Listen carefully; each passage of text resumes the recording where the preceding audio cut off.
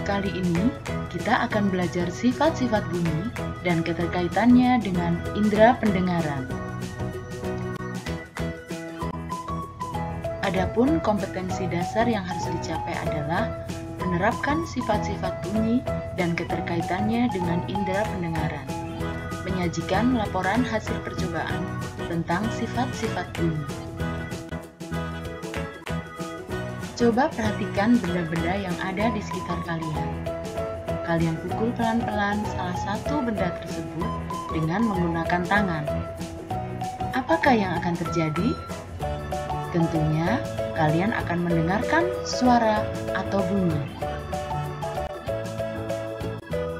Kita tahu bahwa melalui indera pendengaran, kita dapat mendengarkan dan menikmati hasil karya seni budaya yang beragam. Karya seni apa ya yang dapat kita dengar? Perhatikan alat musik tradisional di bawah ini. Ada kecapi, seruling, dan gendang. Bagaimanakah alat-alat tersebut dapat menghasilkan bunyi? Jika kecapi kita petik, maka akan menghasilkan bunyi. Sedangkan seruling dapat menghasilkan bunyi jika kita tiup. Dan gendang dapat menghasilkan bunyi jika kita pukul. Nah, dari alat musik tersebut dapat menghasilkan bunyi yang sangat indah. Jadi, menurut kalian, apa yang disebut dengan bunyi? Bunyi merupakan hasil dari getaran suatu benda yang merambat dalam bentuk gelombang. Oleh karena itu, bunyi sering disebut sebagai gelombang bunyi. Bunyi dihasilkan oleh benda-benda yang bergetar, atau benda-benda yang bergetar menghasilkan bunyi. Segala macam bentuk bunyi berasal dari benda yang bergetar. Getaran dari suatu benda akan mengakibatkan udara di sekitarnya bergetar. Getaran tersebut menimbulkan gelombang bunyi di udara. Benda yang bergetar dan menghasilkan bunyi disebut dengan sumber bunyi. Jadi, sumber bunyi adalah benda yang bergetar dan menghasilkan bunyi. Sifat-sifat bunyi ada 3, yaitu yang pertama, termasuk gelombang longitudinal atau gelombang yang arah rambatnya sejajar dengan arah getarnya. 2. Perambatannya membutuhkan medium, yaitu benda padat, benda cair, dan gas. 3. Bunyi dapat dipantulkan.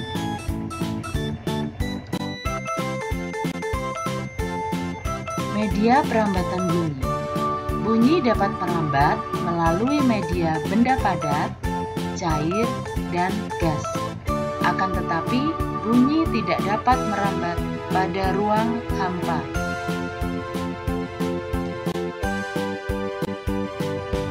Contoh perambatan bunyi melalui benda padat yaitu mainan telepon-teleponan dari gelas plastik dan benang. Kemudian, telepon rumah yang memakai kabel. Mendengarkan pipa yang dipukul ujungnya dari ujung yang lain. Contoh perambatan bunyi melalui benda cair. Yang pertama, ketika berenang dan telinga kita di dalam air, kita dapat mendengar suara musik yang diputar di atas kolam renang, atau mendengar teriakan orang yang ada di atas kolam renang. Contoh yang lain adalah komunikasi tim SAR dari atas air dengan tim SAR yang ada di dalam air menyelam ketika mencari korban di dalam air. Berikut adalah contoh perambatan bunyi melalui gas atau melalui udara. Pertama, ketika kita mendengarkan guru yang sedang menerangkan pelajaran di kelas. Kemudian, mendengarkan teman berbicara. Mendengarkan detak jantung dengan menggunakan alat stetoskop. Bermain telepon-teleponan dengan menggunakan selang, karena selang tengah punya lubang. Jadi bunyi merambat melalui udara yang ada di dalam selang tersebut. Kemudian mendengarkan kicauan burung di atas pohon. Nah, anak-anak, untuk membuktikan bahwa bunyi dapat merambat melalui benda cair, benda padat, gas, kalian bisa melakukan percobaan berikut ini. Percobaan yang pertama yaitu menggunakan selang plastik.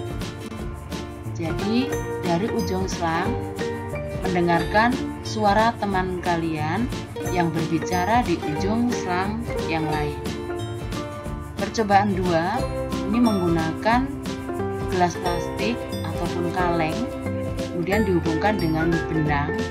Nah, kalian bisa telepon-teleponan dengan teman kalian, asalkan benang lurus, jangan sampai melengkung ketika dipakai telepon-teleponan.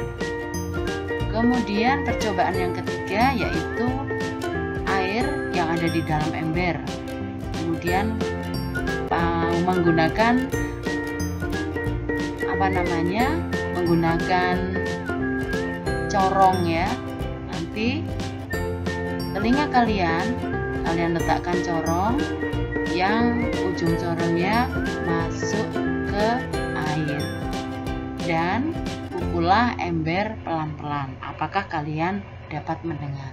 Nah, lakukan percobaan ini, pilih salah satu, lakukan bersama orang tua kalian. Jika ingin mencoba ketiga-tiganya juga diperbolehkan. Selamat mencoba.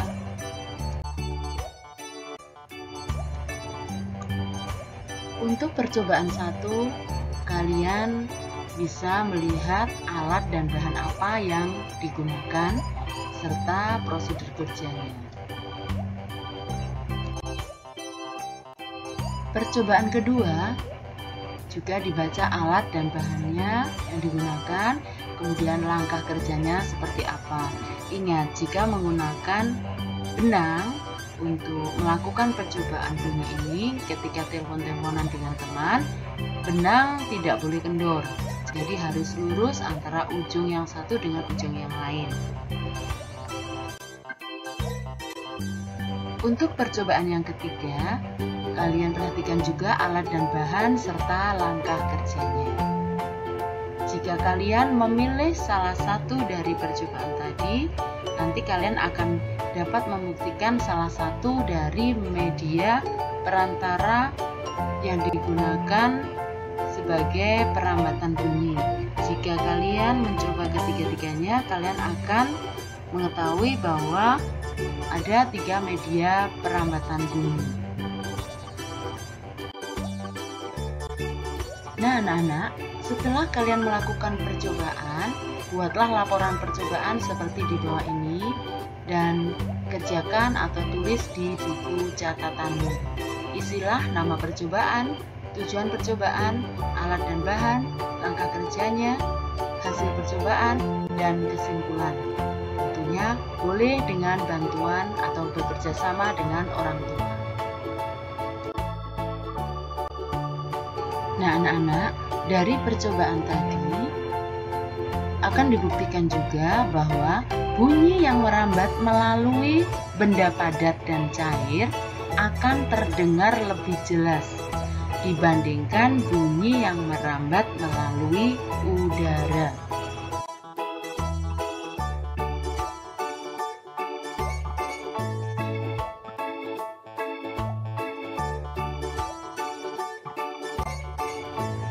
Bunyi merupakan gelombang yang arah perambatannya sejajar dengan arah getarannya.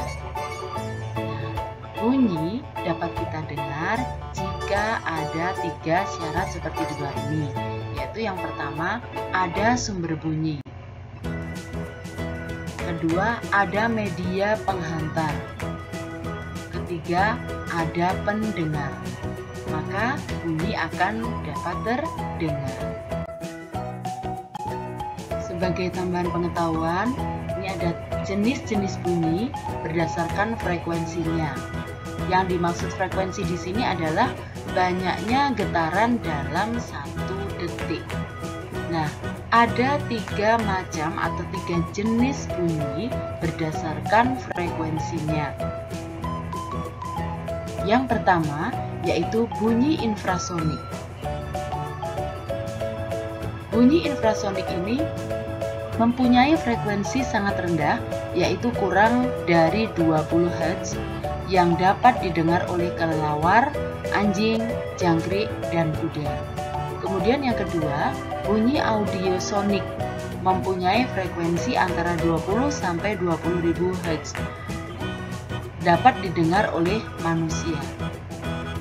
Yang ketiga yaitu bunyi ultrasonik mempunyai frekuensi sangat tinggi, yaitu lebih dari 20.000 Hz, dapat didengar oleh lumba-lumba.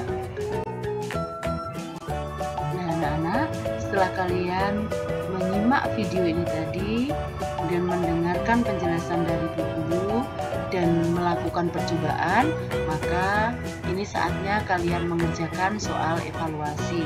Kerjakan soal evaluasi ini di buku catatan kalian. Selamat mengerjakan.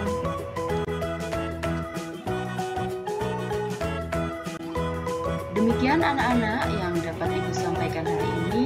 Semoga bermanfaat dan dapat menambah pengetahuan kalian.